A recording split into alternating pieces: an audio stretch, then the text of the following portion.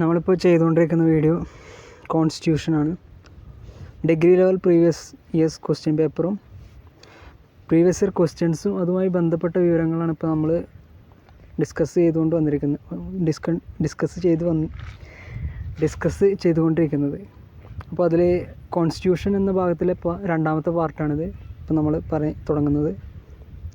അപ്പോൾ നമുക്ക് സ്റ്റാർട്ട് ചെയ്യാം. BR അംബേദ്കറാണ് നമ്മൾ ലാസ്റ്റ് വെച്ച് നിർത്തിയ സ്ഥലം.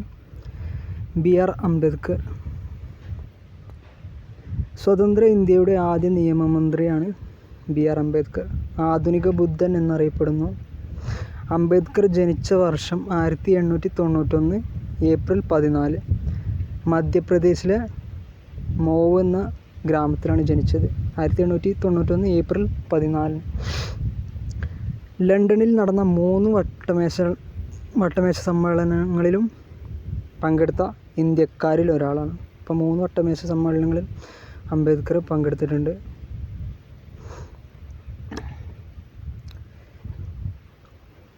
മഹർ പ്രസ്ഥാനത്തിന് രൂപം നൽകിയ വ്യക്തിയാണ് അംബേദ്കർ. അംബേദ്കർ സ്ഥാപിച്ച സംഘടനയാണ് ബഹിഷ്കൃത ഹിതകാരിണി സഭ. 1924 ബഹിഷ്കൃത ഹിതകാരിണി സഭ സ്ഥാപിച്ചത് അംബേദ്കറാണ്. അംബേദ്കർ ആരംഭിച്ച പ്രസിദ്ധീകരണങ്ങളാണ് മൂകനായകും ബഹിഷ്കൃത ഭാരതം. 1956 ഡിസംബർ 6 അംബേദ്കർ അന്തരിച്ചത്.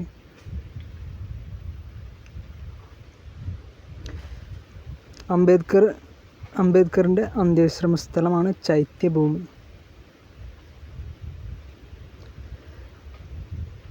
അംബേദ്കറിൻ്റെ ചരമദിനമായ ഡിസംബർ 6 മഹാപരിനിർവാൺ ദിനമായിട്ട് ആചരിക്കുന്നു. അപ്പോൾ ഡിസംബർ 6 മഹാപരിനിർവാൺ ദിനമായി ആചരിക്കാൻ കാരണം അംബേദ്കറിൻ്റെ ചരമദിനമാണ്. ചരിത്രത്തിന് മറക്കാൻ കഴിയാത്ത മനുഷ്യനെന്ന് അംബേദ്കറെ വിശേഷിപ്പിച്ചത് ഗാന്ധിജിയാണ്. 1990 മരണാനന്തര ബഹുമതിയായി ഭാരതരത്ന നൽകി രാഷ്ട്രം ആദരിച്ചു. Doctor Baba Sahib Ambedkar house memorial സ്ഥിതി ചെയ്യുന്നത് ലണ്ടനിലാണ്.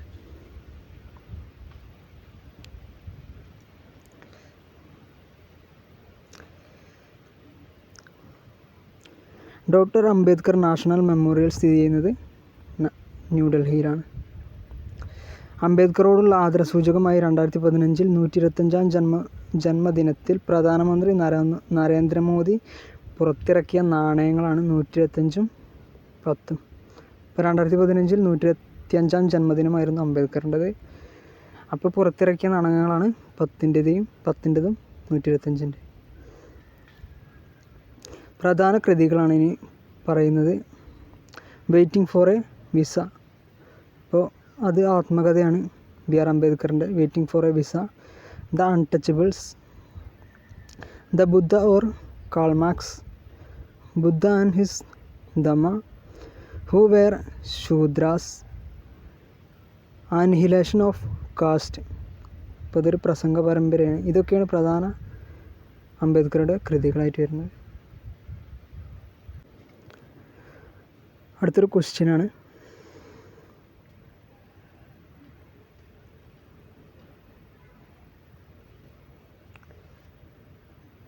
Who among the following called Indian federalism as a cooperative federalism? ഇപ്പോൾ ഇന്ത്യൻ ഫെഡറലിസത്തെ കോഓപ്പറേറ്റീവ് ഫെഡറലിസം എന്ന് പറഞ്ഞ വ്യക്തിയാണ് ഇവിടെ ചോദിച്ചിട്ടുള്ളത്. ഗ്രാൻവില്ലെ ഓസ്റ്റിനാണ്.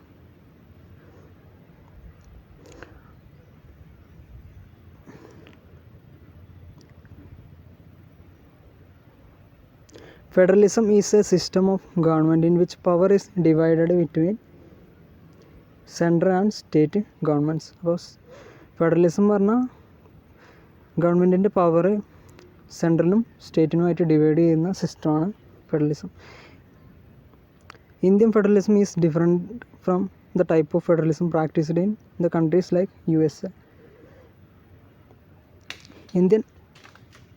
Indian federal system is a quasi-federal system containing features of both federation and union.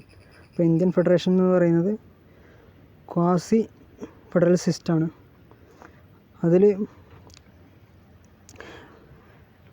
ഫെഡറേഷൻ്റെയും യൂണിയൻ്റെയും features അടങ്ങിയിട്ടുണ്ട്. It can be better phrased as federation sui generis or federation of its own kind. Federation sui generis എന്ന് നമുക്ക് വേണമെങ്കിൽ പറയാം, അതായത് federation of its own kind. Indian federalism is a new kind of federation to meet India's peculiar needs set by. അപ്പോൾ Indian ഇത് പറഞ്ഞ ആൾ Granville ഓസ്റ്റിനാണ്. Indian federalism is a kind of federation to meet India's peculiar needs. Indian ഭരണഘടനയുടെ വിശേഷണങ്ങളാണ് ഇനി പറയുന്നത്. Quasi federal എന്ന് പറഞ്ഞത് KC വെയറാണ്. എക്സ്ട്രീംലി ഫെഡറൽ എന്ന് പറഞ്ഞത് പോൾ എച്ച് ആപ്പിൾബേ ആണ്. ബാർഗെയിനിങ് ഫെഡറലിസം എന്ന് പറഞ്ഞത് മോറിസ് ജോൺസൺ ആണ്. Unity as well as federal എന്ന് പറഞ്ഞത് BR അംബേദ്കർ ആണ്. Unitary as well as federal. Mixture of unitary and federal features എന്ന് പറഞ്ഞത് DD ബസ്സാണ്.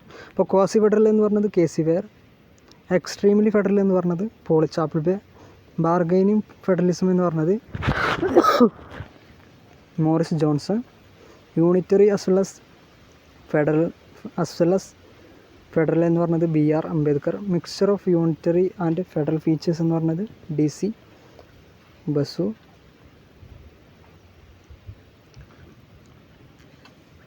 ഫെഡറേഷൻ വിത്ത് സെൻട്രലൈസിങ് ടെൻഡൻസി എന്ന് പറഞ്ഞത് ഐവർ ജെന്നിങ്സ്.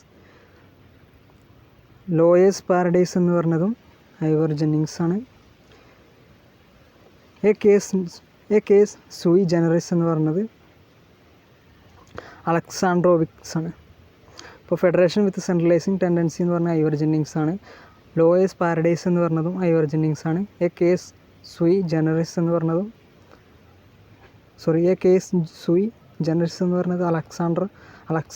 അലക്സാൻഡ്രോ വിക്സ് ആണ്.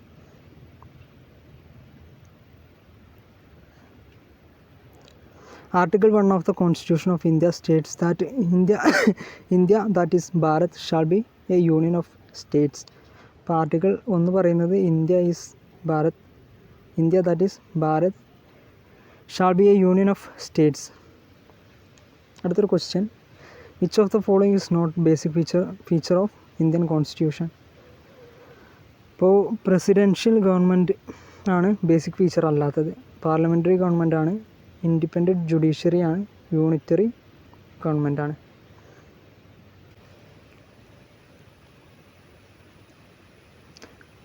Presidential system. In presidential system, the head of the government leads an executive that is distinct from the legislature. The head of the state and the government are one, and also the executive is not responsible to the legislature. The presidential system, the president is elected directly by the people or by an electoral college.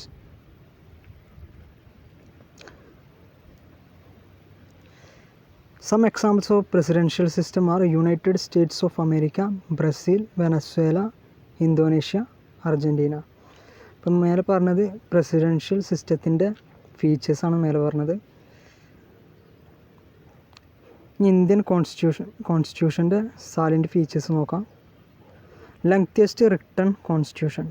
അപ്പോൾ Indian constitution പറഞ്ഞാൽ lengthiest written constitution ആണ്. Constitution of India is the lengthest of all the written constitution of the world. Originally, Indian Constitution contained a preamble, 395 articles, 8 schedules and 22 parts. At present, it consists of as many as 470 articles, 12 schedules and 25 parts. ഇപ്പോൾ തുടക്കത്തിൽ 395 ആർട്ടിക്കിളും 22 പാർട്ടും 8 ഷെഡ്യൂളായിരുന്നു. ഇപ്പോൾ 400ഓളം ആർട്ടിക്കിളും 12 ഷെഡ്യൂളും 25 പാർട്ടുണ്ട്. Blend of rigidity and flexibility. Constitution of India is neither rigid nor flexible.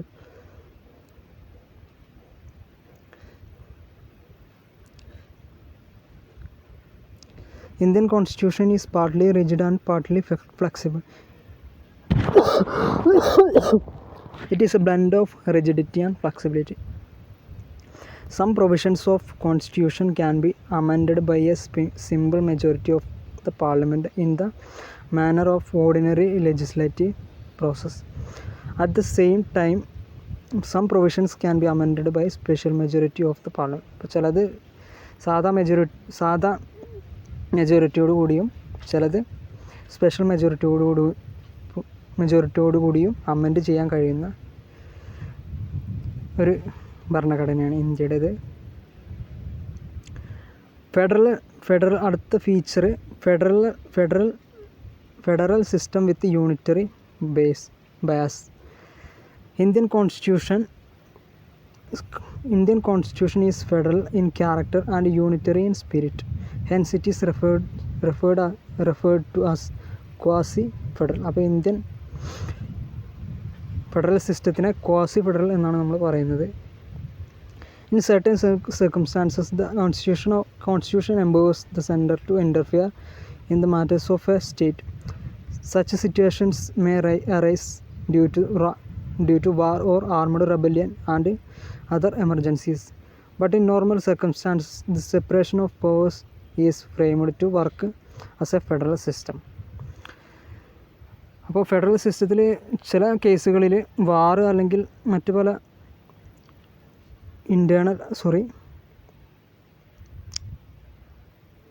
വാർ അല്ലെങ്കിൽ ആർമഡ് റെബല്യനൊക്കെ ഉണ്ടാകുമ്പോൾ സെൻട്രൽ കൺട്രോൾ ചെയ്യും സ്റ്റേറ്റിനെ. അല്ലാത്ത സമയങ്ങളിലൊക്കെ ഒരു ഫെഡറൽ സിസ്റ്റം പോലെ സ്റ്റേറ്റ് സ്വയംഭരണമായിട്ട് നടത്തും. ഇതിനെ ഇങ്ങനെ നടക്കുന്നത് കൊണ്ടാണ് ഇതിനെ ക്വാസി ഫെഡറൽ എന്ന് പറയുന്നത്. അടുത്ത point, parliamentary form of government. The Constitution of India established a parliamentary form of government both at the center and in the states. Here the parliament is supreme and represents the people of India. അടുത്ത point, the main advantage of the parliamentary form of government is that the executive remains responsible to the legislature. അടുത്ത point, secular state. The Constitution of India stands for a secular state. It does not uphold any particular religion as the official religion of the Indian state. ഒരു important ആയിട്ടുള്ള പോയിൻ്റാണ്. അതായത് ഒരു റിലീജിയനെയും പ്രത്യേകമായിട്ട് uphold ചെയ്യുന്നില്ല, official റിലീജിയനായിട്ട് നമ്മൾ പ്രഖ്യാപിച്ചിട്ടില്ല. The state shall not discriminate against any citizen on the ground of religion. അടുത്ത main point, universal adult franchise. The Constitution established a system of universal adult franchise. Every Indian citizen who has completed the age of 18 years has the right to vote irrespective of the religion, race, caste or sex. Single citizenship. The Indian Constitution recognizes a uniform single citizenship. A person born in India can only have the citizenship of India. He cannot have a separate citizenship.